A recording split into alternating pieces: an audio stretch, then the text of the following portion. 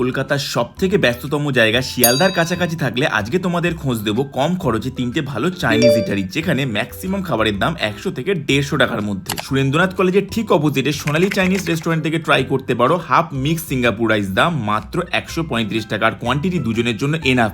এর সাথে নিয়ে নিতে পারো 4 পিসের হাফ হট গার্লিক চিকেন, দাম 115 টাকা।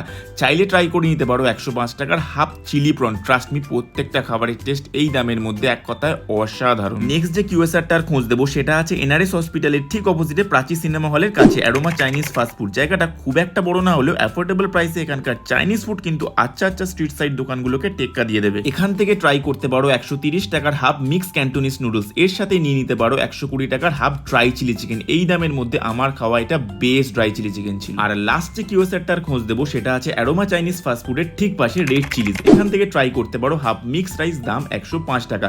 কোয়ান্টিটি ঠিকঠাক, এগ চিকেন প্রন বেশ ভালো পরিমাণে ছিল। এর সাথে নিতে পারো 140 টাকার 4 পিসের হাফ কুংফু চিকেন। টকঝাল মিষ্টির প্রপার কম্বিনেশনে এই কুংফু চিকেনের সাথে মিক্সড রাইসটা খেতে কিন্তু দারুণ লাগছিল।